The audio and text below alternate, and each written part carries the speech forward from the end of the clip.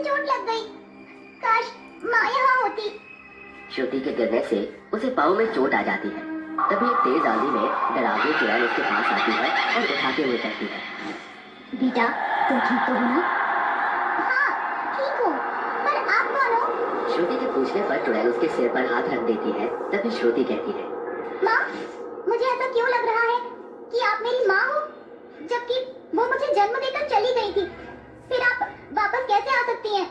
मुझे यकीन नहीं हो रहा। बस तुम्हें मैंने एक बार ही गले लगाया था, फिर भी तुमने मुझे पहचान लिया। सच में माँ बेटी का रिश्ता बहुत ही मजबूत एहसास होता है। माँ आप कैसी दिखती हो?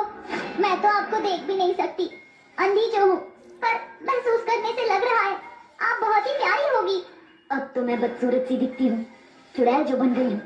गंदे से बाल, लंबे लंबे दांत, लंबे नाखून, पुराने से कपड़े। माँ जैसी भी हो मेरी माँ हो।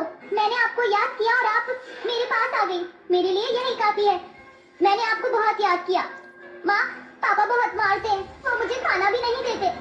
ठीक है, तो आज मैं तुम्हें अपने हाथों से खाना खिलाऊंगी, वो भी जादू करके।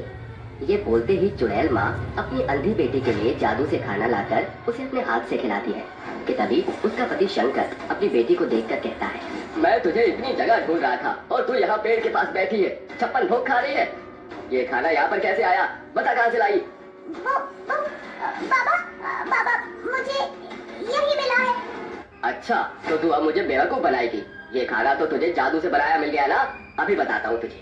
ये कहते ही शंकर उसकी छड़ी से ही उसे मारने लगता है। तभी गुस्से से चुड़ैल कहती है, आज तुम मेरे से सबक सिखा कर ही आऊंगी।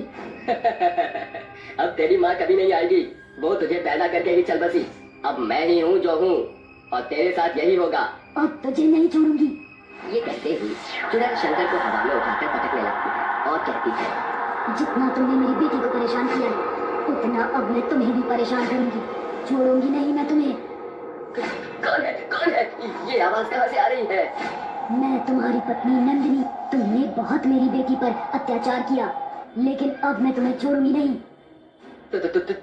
तुम वापस कैसे आ सकती हो? तुम मर गई थी ना? अपनी बेटी के लिए मुझे आना ही पड़ा। तभी चुड़ैल उसे जमीन पर और पटकने लगती है। माँ मत मारो बाबा को। देखा, तुम्हारी बेटी तुम्हें मारने के लिए मना कर रही है और तुम्हारे हाथ तो अपनी बेटी को मारने से बिल्कुल नहीं कांपते थे। मुझे मत मारो, अरे मुझे दर्द हो रहा है। मुझे छोड़ दो, मुझे माफ कर दो। हाँ माँ, बाबा को माफ कर दो, उन्हें दर्द हो रहा है। श्रुति, अपने दर्द के लिए तो इसे एक बार को मैं माफ कर दूं, पर इसने जो तेरे साथ किया है वो मैं कभी भूल नहीं सकती।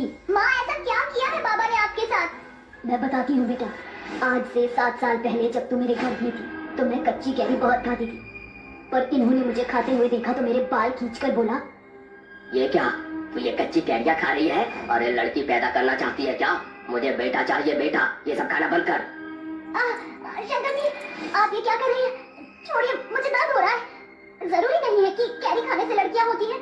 ये तो हर गर्भवती माँ इस समय ये खाती है। अब तू मुझे बताएगी हर चीज? तेरी इतनी हिम्मत? अभी बताता हूँ। ये कहते ही वो सारी कैरी बाहर फेंक देता है। आप ऐसे क्यों कर रही हैं? देखो, हमारा पहला बच्चा है, चाहे लड़की हो या लड़का, है तो हमारा ही। तो आप इतना क्यों सोच रहे हैं? एक बात कान खोल कर सुन ले, मुझे लड़का चाहिए तो बस। अगर तेरी लड़की हुई तो मैं तुझे और तेरे बच्चों को जान से मार डालूंगा। नहीं नहीं, आप ऐसा कुछ नहीं करेंगे। मैं क्या कर सकता हूँ, ये तो तू अभी तक जानती ही नहीं है। ये बोलते ही वो नंदिनी को बहुत मारता है, पीटता है और उसके 7वें महीने में उसे बहुत तेज धक्का मार देता है, जिसके बाद नंदिनी अपना पेट पकड़कर गिर पड़ती है और चिल्लाती है, मेरा बच्चा, मेरा बच्चा, कोई मुझे हॉस्पिटल लेकर चलो, मुझे बहुत दर्द हो रहा है। नंदिनी, गिर गई है क्या? पता नहीं तेरा बच्चा स्वस्थ है भी या नहीं। मुझे जल्दी से तुझे हॉस्पिटल ले जाना होगा। जमुनी उसे हॉस्पिटल ले जाती है, जहाँ डॉक्टर उसका चेकअप करके कहता है, ये क्या, आपकी हालत इतनी गंभीर कैसे हो गई? बहुत बुरा हुआ आपके साथ, बच्चा बड़ी नाजुक हालत में है, अब शायद वो विकलांग भी हो सकता है। क्या? नहीं, ये नहीं हो सकता। डॉक्टर साहब, मेरे बच्चे को ठीक कर दीजिए, बचा लीजिए उसे। माफ कीजिएगा, पर आपको अपना ध्यान बहुत रखने की जरूरत है। नंदिनी, तू चिंता मत कर, मैं हूं ना तेरे साथ, कुछ नहीं होगा तेरे बच्चे को। घर जाकर नंदिनी बहुत एहतियात बरतती है, पर अगले महीने ही नंदिनी की डिलीवरी हो जाती है और उसे लड़की पैदा होती है। तभी डॉक्टर कहता है, बधाई हो, आपको लड़की हुई है, पर जैसा कि पिछले महीने आपकी तबीयत ज्यादा खराब हुई थी, तो आपकी बेटी ने अंधा जन्म लिया है। उसकी आंखें खराब है। ये सब उस राक्षस पति की वजह से हुआ है। भूलूंगी नहीं कि उसने मेरे साथ क्या किया है। उसके अत्याचार करने की वजह से आज मेरी बेटी अंधी पैदा हुई है। अगर उसे मेरी बेटी के बारे में पता चला तो वो मुझे और मेरी बेटी को जान से ही मार डालेगा। ये कहते ही नंदिनी अपनी बेटी को गले से लगाती है कि अपने पति के खौफ से दुनिया से चल बसती है। उसके बाद तुम्हारे बाबा ने ही पता नहीं तुम्हें कैसे पाला है, पर एक बात तो मैं समझ चुकी हूँ, इस राक्षस ने तुम पर पहले भी अत्याचार किया था और अब भी किया है। हाँ माँ, बाबा ने कभी प्यार ही नहीं किया, हमेशा मारा मुझे, अंधा बोला, किसी चीज में मदद नहीं की। पर कोई बात नहीं, शायद मेरी किस्मत ही ऐसी है। अभी माफी मांग लेता हूँ, बाद में जब ये चुड़ैल चली जाएगी ना तो इस श्रुति को बताऊंगा। अब मुझे माफ कर दो, अब तुम्हारी बेटी के साथ ऐसा कुछ भी नहीं करूंगा। मैं सुधर गया हूँ। ठीक है, पर मेरी नजर तुम पर ही है। ये कहते ही चुड़ैल कुछ दिनों के लिए गायब हो जाती है। सब अच्छा चल रहा था, पर एक दिन शंकर अपनी बेटी को ट्रक के सामने फेंकना चाहता था, पर उस ट्रक के नीचे खुद ही आ गया, जिसमें उसके दोनों पैर कट गए। तब उसकी सारी सेवा उसकी अंधी बेटी ने की। समय पर जैसे तैसे खाना बनाकर खिलाया, दवाई खिलाई, घर का काम किया, अपने बाबा को कपड़े पहनाए। तभी श्रुति कहती है, बाबा आपका खाने का समय हो गया है। बेटा तू क्यों तकलीफ कर रही है, मैं अपने आप खा लूंगा। अरे पैर कटे हैं, हाथ नहीं। आज मुझे खुद पर बहुत शर्म आ रही है। मैंने तेरे साथ बहुत बुरा किया, मुझे माफ कर दे बेटा। मैं तुझे मारने जा रहा था और मेरे साथ ऐसा हो गया। अरे मैं बहुत शर्मिंदा हूँ। मतलब तुम मेरी बेटी को फिर से मारना चाहते थे? अब मैं तुम्हें जिंदा नहीं छोड़ूंगी। नहीं माँ, बाबा को कुछ मत बोलिए, उन्हें अपनी गलती का एहसास हो चुका है और मुझसे माफी भी मांगी। नंदिनी, मैं तुम्हारे आगे हाथ जोड़ रहा हूँ। मैंने अपनी बेटी को कभी नहीं अपनाया, पर आज अपना रहा हूँ। आज के बाद मैं इसे खुशियाँ ही खुशियाँ दूंगा, कभी पहले जैसा सलूक नहीं करूंगा। मैं इसका वचन देता हूँ तुम्हें। तुम्हारी बातों पर यकीन तो नहीं है, पर अपनी बेटी के लिए यकीन कर रही हूँ और अपनी बेटी तुम्हें सौंप कर जा रही हूँ। अगर आगे ऐसा कुछ हुआ तो मैं तुम्हें जिंदा नहीं छोड़ूंगी, याद रखना। ये कहते ही चुड़ैल हमेशा के लिए अपनी अंधी बेटी को अपने पति के पास छोड़कर चली जाती है। एक्सप्रेस अपने मिर्जापुर प्लेटफॉर्म पर आकर रुक गई थी। वो एक ऐसी नई ट्रेन थी जो कि बाहर से बिल्कुल आम जैसी लग रही थी।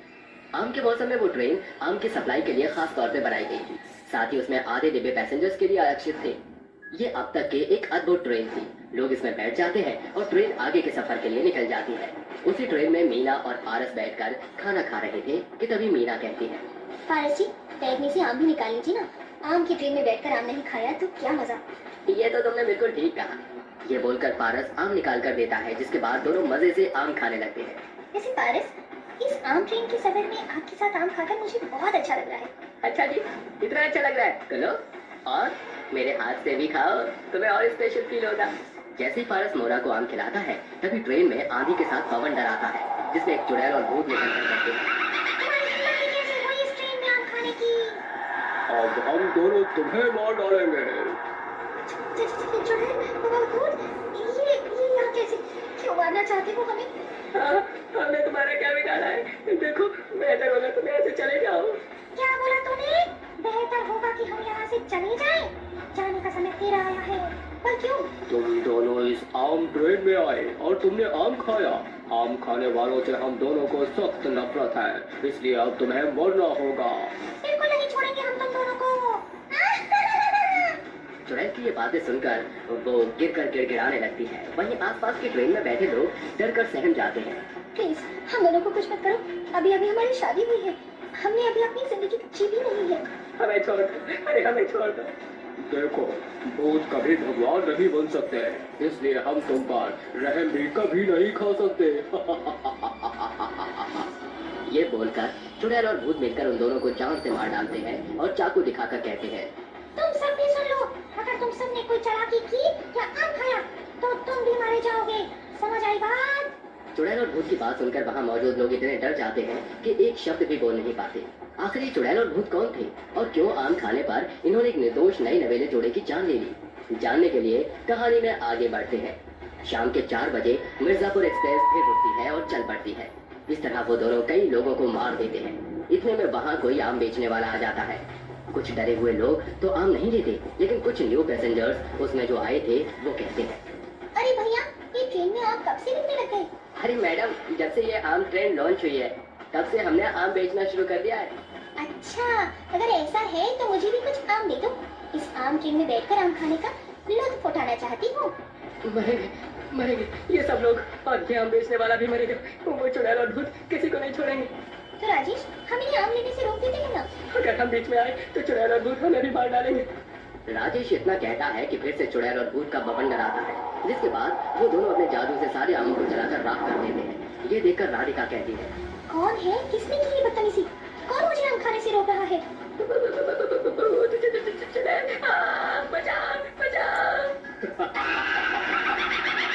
अब तुम्हें कोई नहीं बचा सकता। तुम्हें पता है ना, इस ट्रेन में आम लाना मना है। मरने के लिए तैयार हो जाओ। भूत ये बोलते ही उस आम बेचने वाले लड़के को बेरहमी से मार डालता है। ये सब क्या हो रहा है, मुझे समझ ही नहीं आ रहा। भला आम खाने से इतनी भी क्या दिक्कत हो सकती है कि तुम दोनों किसी की भी जान ले लो? क्यों सोचने वाली बात है ना। आम खाने से इतनी क्या दिक्कत हो गई? क्योंकि ऐसा ही कुछ हमारे साथ भी हुआ था। हमने भी कोई ज्यादा बड़ा गुनाह नहीं किया था आम खाकर, लेकिन उसकी वजह से हमारी जान चली गई। भला ये कैसे हो सकता है? मैं बताती हूँ। कुछ समय पहले की बात है। मैं और शेखर एक दूसरे से शादी करना चाहते थे, पर गाँव वालों को ये मंजूर नहीं था। इसीलिए रात के 2 बजे हम भाग गए। गाँव का मुखिया भी मशाल लेकर पीछे पीछे आ गया था। तभी हम नए वाले स्टेशन चले गए, जहाँ आम की ट्रेन चलना स्टार्ट हुई थी। साक्षी, चलो वो आ रही है आम ट्रेन। आम की ट्रेन हाल ही में बनी थी। किसी दूसरे गांव से आम की बहुत सारी पेटियां केरला और दूर दूर के शहर जा रही थी। शुरू के डिब्बे लोगों के लिए और लास्ट के डिब्बे आम की पेटियों से भरे हुए थे। दोनों पर टिकट के पैसे नहीं थे, इसलिए वो बिना टिकट के ही डिब्बे में चढ़ गए और बोले, सुनिए, आप थोड़ी सी मदद कर दीजिए हमारी, हमें सीट देकर। और अगर कोई भी हमारे बारे में पूछे तो आप प्लीज बताना मत, क्योंकि कुछ लोग हमारे पीछे पड़े हुए हैं। हाँ, प्लीज हमारी मदद कीजिए। 2 टके की चोर जैसे लोग कुछ काम बिगाड़ कर ही तो आए होंगे, तभी तो लोग तुम्हारे पीछे पड़े और तुम पर पैसे भी नहीं है। हम तो तुम्हें सीट नहीं देंगे। हाँ हाँ, हम नहीं देंगे।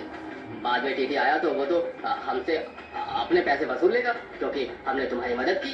हम तुम्हारी मदद नहीं करेंगे, चले जाओ यहाँ से। देखिए, ऐसा मत कीजिए हमारे साथ, थोड़ा तो इंसानियत के नाते हमारी मदद कीजिए।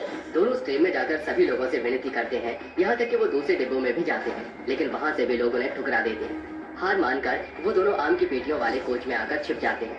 शेखर, हम ट्रेन में आ तो गए, पर क्या ये सही है? कहीं किसी ने हमें देख लिया तो इसकी सजा भी मिल सकती है। अरे जो होगा देखा जाएगा, तुम फिक्र मत करो। ट्रेन केरला रुक जाती है। इतने दिनों से भूखे होने के कारण वो दोनों आम की पेटियों को खोलकर उसमें से आम खा लेते हैं, जिसके बाद 3 पेटी का आम यूं ही खत्म हो जाता है। जब अधिकारी लोग आम की पेटियों को ट्रेन से बाहर निकालते हैं तो ये दोनों छिपे हुए मिलते हैं और कहते हैं, ये क्या तुमने लोगों के इतने सारे आम खा लिए? जानते भी हो क्या कीमत है आमों की? देखिए, हमें माफ कर दीजिए, हम बहुत बुरी स्थिति में थे, भूख लगी थी तो आम खा लिए। 2 दिन तक हम कर भी क्या सकते थे। जी, हमें माफ कर दीजिए, हम आपके आम की पेटियों के पैसे लौटा देंगे। तुम गरीब लोगों की फितरत हम अच्छे से जानते हैं, आम के लालच में आए होगे जरूर।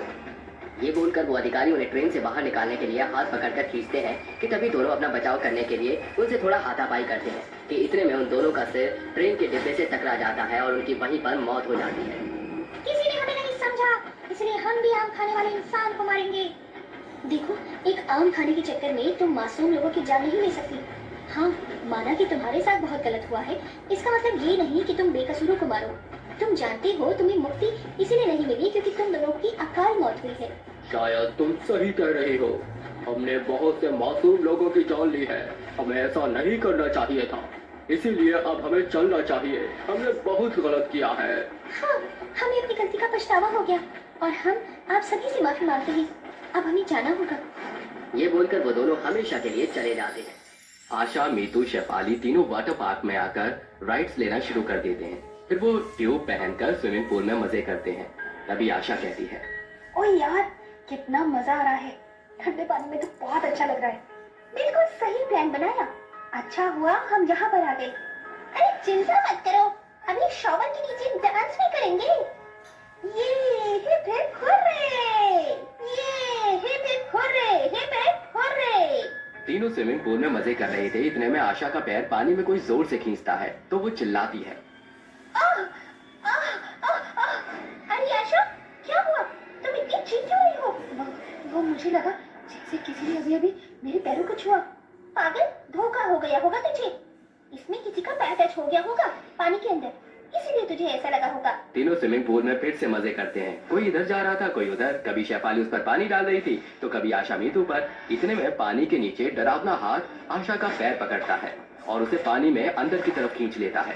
उसके दोनों दोस्त उससे बेखबर होते हैं। वो अपनी धुन में थे। वहीं पानी के अंदर ज्यादा देर रहने से आशा मर चुकी थी। तभी शेफाली कहती है, अरे मीतू, आशा कहाँ गई? वो कहीं दिख नहीं रही बहुत देर से। अरे हाँ, मैंने भी उसे बहुत देर से नहीं देखा। कहाँ जा सकती है? कुछ देर पहले हमसे बात तो कर रही थी। चलो ढूंढते हैं उसे। वो पूल से निकल रहे होते हैं कि एक लड़की जोर से डरकर चिल्लाते हुए कहती है, बचाओ कोई, बचाओ। वो अरे शेफाली, उधर देख, एक लड़की चिल्ला रही है। उसके पास चलते हैं, पता नहीं क्या हुआ। हाँ चलो। क्या हुआ? सब ठीक तो है?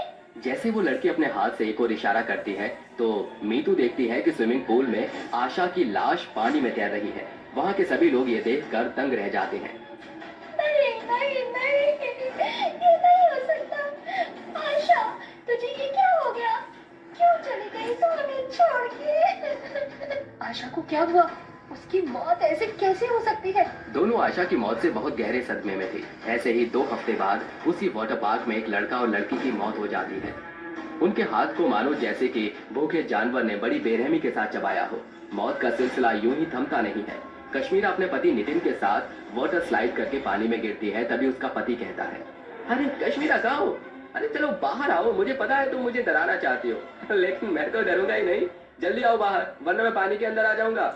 जहाँ नितिन अपनी पत्नी को ढूंढ रहा था, वहीं पानी के अंदर चुड़ैल कश्मीरा को कहती है, आखिर मेरा एक शिकार और आ ही गया। अब तुझे मैं जिंदा नहीं छोड़ूंगी। तेरा पति तुझे ढूंढता रह जाएगा। छोड़ो अपना गला, छोड़ो मुझे। क्यों मेरे पीछे पड़ी हो? जाने दो, मेरे पति मुझे बुला रहे हैं। इस वाटर पार्क में आने वाले हर शख्स को मैं मार डालती हूँ। तो तू कैसे उम्मीद कर सकती है कि मैं तुझे जिंदा छोड़ दूंगी? जाने दो मुझे, मैंने तुम्हारा क्या बिगाड़ा है? इतने में वो चुड़ैल कश्मीरा की जान ले लेती है और उसे भी मार डालती है। फिर पानी से बाहर आकर नितिन का गला पकड़कर कहती है,